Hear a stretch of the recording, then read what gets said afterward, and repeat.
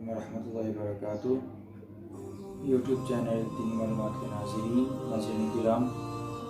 سب سے پہلے آپ سب کو عید الفطر کے مقدس اور مبارک موقع کی بہت بہت سے مبارکباد۔ اللہ تعالیٰ کا صد کروڑ شکر کہ اس نے ہمیں یہ مبارک دن عطا کیا۔ عید کیونکہ عربی میں کہتے ہیں خوشی کے دن کو، اور کیونکہ اللہ تعالیٰ نے رمضان المبارک کا مقدس مہینہ عطا کیا جس میں مسلمان اللہ کی رضا کے لیے روزے رکھتے ہیں اور نمازیں ادا کرتے ہیں، اور اس میں اللہ تعالیٰ نیکیوں کے ثواب کو بڑھا دیتا ہے۔ جب اللہ تعالیٰ کی رضا کے لیے اس کے بندے یہ بھوک پیاس برداشت کرتے ہیں اور عبادات کی کثرت کرتے ہیں تو اللہ تعالیٰ 30 یا 29 دنوں کی گنتی کے مکمل ہونے کے بعد انہیں یہ تحفہ عطا فرماتا ہے۔ اور اللہ تعالیٰ اپنے بندوں پر انعامات کی کثرت فرماتا ہے، کیونکہ جب ایک مزدور مزدوری کرتا ہے تو اسے اس کی مزدوری کی اجرت دی جاتی ہے۔ اس طرح جب مسلمان اس کے بندے پورا مہینہ اللہ تعالیٰ کی رضا کے لیے بھوک پیاس برداشت کرتے ہیں اور دیگر یعنی کہ کہہ لیں کہ راتوں کی عبادات کر کے راتوں کو جاگ کے اس کو خوش کرتے ہیں تو اللہ تعالیٰ انہیں یہ خوبصورت گفٹ عطا کرتا ہے۔ اب کیونکہ رمضان مبارک ہم سے ودا ہو چکا، رخصت ہو چکا، اور یہ وہ مبارک مہینہ کہ جس طرح میں نے اس پر جو ویڈیوز بنائی جس میں نے اس کے فضائل، اس کی راتوں کے قیام کے حوالے سے اس کو کیسے گزارنا ہے یہ سب بتایا، اور ماشاءاللہ آپ دوستوں نے دیکھا، مجھے بڑی خوشی ہوئی کہ چلیں دین متین کی کچھ نہ کچھ انفارمیشن آپ تک پہنچی اور آپ نے اس پر عمل کیا۔ یہ ایک صدقہ جاریہ ہے جس کے اللہ تعالیٰ نے توفیق عطا کی کہ جس طرح رمضان المبارک میں فرض جو ہے اس کا ثواب 70 گنا تک بڑھا دیا جاتا ہے، کیونکہ بخاری شریف میں حدیث پاک ہے جو کہ سلیمان فارسی رضی اللہ عنہ روایت کرتے ہیں آقا صلی اللہ علیہ وسلم سے کہ جب یہ مقدس مہینہ تشریف لایا تو آقا صلی اللہ علیہ وسلم نے فرمایا کہ تمہارے پاس وہ مقدس مہینہ تشریف لا رہا ہے کہ اس میں فرض کا ثواب 70 گنا تک بڑھا دیتا ہے، نفل کا ثواب فرض کے برابر کر دیا جاتا ہے۔ اور اسی طریقہ سے افطار کے حوالے سے کہ جو افطار کرواتا ہے دوسرے مسلمان کو تو وہ گویا کیسا ہے کہ اس کی جہنم سے اس کی گردن آزاد کر دی جاتی ہے۔ اور اسی طریقہ سے جو اپنے ماتحت جو ہیں ان کے ساتھ نرمی کا شروع کرتا ہے اس کی بخشش و مغفرت کر دی جاتی ہے۔ تو یہ تمام جو اہم امور جن کے فضائل کے بارے میں بتایا گیا، تو یہ رمضان المبارک میں ان کے فضائل ہیں ہی، لیکن یہ ایک رمضان المبارک یعنی کہ ایسا پلیٹ فارم ہے جس میں ہماری تربیت ہوتی ہے کہ آئندہ 11 ماہ میں بھی ہم نے یہی عمل کرتے رہنا۔ ایسا نہیں کہ بس نمازیں جو ہیں وہ رمضان میں ہی پڑھی جائیں اس کے بعد ان کو چھوڑ دیا جائے، یا نفلی عبادت جو ہے رمضان میں اس کی کثرت کی جائے اس کے بعد اس کے فضائل ختم ہو جاتے ہیں۔ جس طرح اگر یہ کہا گیا کہ افطار کروانا اس کے ثواب کی برکات بتائی گئی، تو اگر بعد رمضان بھی کوئی اسی سلسلے کو جاری رکھتا ہے نہیں کہ یتیم مسکین کے ساتھ اچھا سلوک کرتا ہے، انہیں کھانا کھلاتا ہے یا ان پر خرچ کرتا ہے تو اس کا ثواب جو ہے وہ ملے گا اسے۔ اور اسی طریقے سے اپنے جو ماتحت ہیں ان کے ساتھ بھی اچھا سلوک کرتا ہے تو اس کے بارے میں فضائل احادیث مبارکہ میں موجود ہیں۔ تو اب یہ ہماری تربیت کا ایک پلیٹ فارم تھا جس سے ہم گزر چکے اور اب ہم نے اسے جاری رکھنا ہے، کیونکہ قرآن کریم میں خالق کائنات نے ارشاد فرمایا یا ایھا الذین آمنوا اقیموا الصلاۃ ولا تکونوا من المشرکین، پارہ 21 سورۃ الروم، کہ اے مومنو نماز کو قائم کرو، ولا تکونوا من المشرکین، اور مشرکین کی طرح نہ ہو جاؤ، یعنی کہ مشرک اور مسلم کے درمیان جو واضح فرق ہے وہ نماز کا ہے۔ اور مسلم شریف کی حدیث مبارکہ میں بھی آتا ہے کہ مومن اور کافر جو ہے یعنی ان کے درمیان جو واضح فرق ہے وہ نماز ہے۔ اب اس نماز پنجگانہ کو جو ہم پہ 5 مرتبہ دن میں فرض ہوتی ہے ہم نے اسے جاری رکھنا ہے اس سلسلے کو، اور اسی طریقہ سے ہم نے کوشش کرنی ہے کہ ہم رات کے اندر عبادات نفلی عبادت کو جاری رکھیں، کیونکہ جس طرح حضرت ابو ہریرہ رضی اللہ تعالیٰ عنہ والی حدیث پاک سے ثابت ہے کہ خالق کائنات ہر رات میں آسمان دنیا پہ رات کے آخری پہر میں جلوہ گر ہوتا ہے اپنی شان کے مطابق اور صدا لگاتا ہے کہ کوئی مجھ سے رزق طلب کرنے والا ہے، کوئی پریشانی سے نجات طلب کرنے والا ہے، عمر میں برکت الغرض ہر قسم کے معاملات میں بہتری کا طلبگار ہے تو وہ دعا مانگے۔ تو اب یہ نہیں کہ صرف رمضان میں ہی فضائل تھے کہ اللہ تعالیٰ کی ذات جو تھی وہ بندے سے یعنی کہ کہتی ہے کہ مجھ سے مانگو، یہ 11 ماہ ایسا سلسلہ جاری رہتا ہے، آپ نے سلسلے کو روکنا نہیں ہے۔ اور سب سے پیاری بات حضرت رابعہ بصری رضی اللہ تعالیٰ عنہ ایک مرتبہ آپ کی بارگاہ میں ایک شخص آیا اور آگے کہنے لگا کہ شیطان جو ہے وہ ایسے ایسے ہے، یعنی ذکر شیطان کیا۔ اب ان کی محبت خالق کائنات سے کس قدر زیادہ تھی کہ وہ کہنے لگے کہ شیطان کون ہے، میں تو صرف رحمان کو جانتی۔ اللہ اکبر، سبحان اللہ۔ ایسے ہی نہیں ان ہستیوں کو درجات ملے، ان کا ہر وقت جو ذہن تھا، سوچ تھی، اس کا مرکز خالق کائنات کی محبت ہوا کرتی۔ وہ ہر وقت اس خالق کائنات کے جلووں میں گم رہتے تھے۔ تو انہوں نے کہا کہ ابھی ہم تو صرف رحمان کو جانتے ہیں، یہ شیطان کون ہے؟ اور اسی طرح آپ کے بارے میں آتا ہے کہ ایک مرتبہ آپ ایک ہاتھ میں پانی دوسرے ہاتھ میں آگ لے کر تو بڑی تیز سے جا رہی تھی۔ کسی نے آپ سے پوچھا اما جان یہ کیا بات ہے، آپ کس طرف جا رہی ہیں، کیا معاملہ ہے؟ تو آپ نے کہا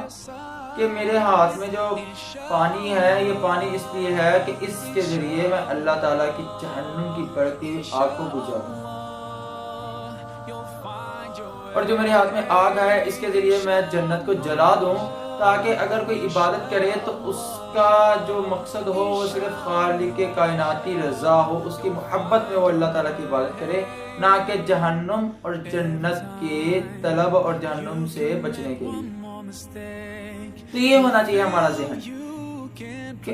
اللہ کے لیے ہم عبادات دینیا کو کریں، اللہ کے لیے ہر عمل کو کریں۔ اور بخاری شریف کی جس طرح حدیث پاک ہے الحب للہ والبغض للہ، محبت کریں تو صرف اللہ تعالیٰ کے لیے، کسی عمل سے کریں کسی انسان سے کریں۔ اب آپ نماز پڑھتے ہیں تو اس کا مقصد صرف اللہ تعالیٰ کی خوشنودی ہو، آپ عبادات نفلیہ کرتے ہیں، صدقہ کرتے ہیں، خیرات کرتے ہیں، کسی کو کھانا کھلاتے ہیں تو اللہ تعالیٰ کی رضا کے لیے، نہ کہ ایسا ہو کہ اگر آپ کھانا کھلاتے ہیں اس میں آپ کی ذاتی کسی قسم کی کوئی خواہش شامل ہو جائے۔ اس طرح کہ سیدنا ابو بکر صدیق رضی اللہ تعالی عنہ خلیفہ اول اور آقا علیہ السلام کے مصاحب، جن کے بارے میں قرآن پاک میں ارشاد فرمایا گیا والذین معہ، کہ جو ہر وقت آقا علیہ السلام کے ساتھ رہتے تھے، آپ کے غلام آزاد کیا کرتے تھے، اور اس میں بوڑھا ہو جوان ہو جو بھی آپ غلام خرید کے آزاد کر دیتے۔ اور ان کے اس عمل پر قرآن کریم کے پارہ نمبر 30 میں سورۃ اللیل کے اندر یہ آیت کریمہ جو ہے اس کا جو مصداق ہے وہ آپ کو ہی قرار دیا جاتا ہے کہ الا ابتغاء وجه ربه الاعلى ولسوف يرضى الذي يؤتي ماله يتزكى الا ابتغاء وجه ربه الاعلى ولسوف يرضى، کہ وہ جو اپنے مال کو اللہ کی بارگاہ میں خرچ کرتے ہیں تاکہ وہ پاک ہو جائے اور صرف اللہ کی رضا کو تلاش کرتے ہیں مال کو خرچ کریں۔ کہ آپ کے غلام آزاد کیا کرتے تھے تو آپ کے والد محترم نے فرمایا کہ میرے بیٹا جوان طاقتور غلام آزاد کیا کرو، تاکہ کل کو جب کوئی مشکل وقت آئے، کوئی پریشانی آئے تو وہ تمہارے دست بازو بن سکیں۔ اس جگہ جس طرح کہنے کوئی جھگڑا ہو جاتا ہے تو وہ اگر ادھر موجود ہوں تو وہ تمہارے ساتھ مل کے مقابلہ کریں۔ آگے سے آپ نے کتنا پیارا جواب ارشاد فرمایا اور ہماری اصلاح کے لیے کہ بابا جان ان غلاموں کو آزاد کرنا یہ صرف خالق کائنات کی رضا حاصل کرنے کے لیے، اللہ تعالیٰ کی خوشنودی حاصل کرنے کے لیے ہے، وَلَسَوْفَ يَرْضَىٰ کہ اللہ راضی ہو جائے۔ اور جب اللہ راضی ہو جائے گا نا پھر کسی دشمن کا، کسی آفت کا، کسی کا خوف نہیں ہوگا، کیونکہ اگر کوئی آفت آئے گی تو وہ اللہ تعالیٰ کی طرف سے آئے گی۔ وَإِنْ يُرِيدْكَ بِخَيْرٍ فَلَا رَادَّ لِفَضْلِهِ، اور اگر بلائی آنی ہے تو کوئی اسے روک نہیں سکتا کیونکہ وہ بھی اللہ تعالیٰ کی طرف سے ہے۔ وَإِنْ يَمْسَسْكَ اللَّهُ بِضُرٍّ فَلَا كَاشِفَ لَهُ إِلَّا هُوَ، اور اگر کسی قسم کا کوئی ضرر آنا ہے تو وہ بھی اللہ تعالیٰ کی طرف سے، اسے بھی کوئی روک نہیں سکتا۔ تو جب اس کی رضا، اس کی خوشنودی مل جائے گی تو سب کچھ مل جائے گا۔ تو یہی میسج ہے بعد از رمضان تمام میرے ویورز کے لیے، سبسکرائبرز کے لیے اور دیکھنے والوں کے لیے، کہ اب ہم نے اس سلسلے کو جاری رکھنا ہے۔ اور جس طرح شاعر نے یہ کہا تھا نا کہ رمضان المبارک کی آمد کی خوشی پر کہ تیرے آنے کی خوشیاں بہت تھی، تیرے جانے کا غم بھی بہت، وہ تو بے شک ہے، ٹھیک ہے۔ اور ایک اور اگلے شعر میں وہ کہتا ہے کہ تیرے آنے سے دل خوش ہوا تھا، خالق یعنی کہ عبادت کا ذوق بڑھ گیا تھا، کہ عبادت کرنے میں ایک خوشنودی تھی، ایک مزہ تھا، تو وہ بالکل تھا، اس میں کوئی شک نہیں ہے۔ لیکن اب ایسا نہیں ہے کہ ہم یہ کہیں کہ اب وہ ذوق ٹوٹ گیا تو اب ہم کہیں کہ اب وہ سلسلہ بھی ختم ہو گیا، اب مساجد کے اندر جانا بھی ختم ہو گیا۔ اب بھائی اب مساجد کو جس طرح اگر پہلے اس میں آپ کہہ لیں کہ بہتری آئی تھی، تعداد میں کثرت آئی تھی، تو وہ اب برقرار رہنی چاہیے تاکہ خالق کائنات جس طرح پہلے ہم پہ رحمت نازل فرما رہا تھا تو وہ سلسلہ جاری رہے۔ ایسا نہ ہو ہم خود عمل خطا کر کے، یعنی خود اللہ تعالیٰ کی بارگاہ سے جانا رک جائیں، اللہ تعالیٰ کی باتیں بند کر دیں اور پھر ہم پہ پریشانیاں آنی شروع ہو جائیں، تو پھر ہم ذمہ دار ٹھہراتے ہیں جی یہ کیا ہو گیا۔ تو یاد رکھیے کہ یہ بھی رب ذوالجلال نے قرآن پاک میں ارشاد فرمایا وَمَا اللَّهُ يُرِيدُ ظُلْمًا لِلْعِبَادِ، خالق کسی پہ ظلم نہیں کرتا، وَمَا ظَلَمْنَاهُمْ وَلَكِنْ ظَلَمُوا أَنفُسَهُمْ، کہ ہم خود ہی اپنے اوپر ظلم کرتے ہیں کہ اعمال بد کر کے اور اس کی بارگاہ سے رک جاتے ہیں جانے سے، اس کی بارگاہ کے اندر ناشکریہ کلمات کہتے ہیں جب ہم پہ کسی قسم کی پریشانی آتی ہے۔ تو اللہ تعالیٰ رمضان مبارک کو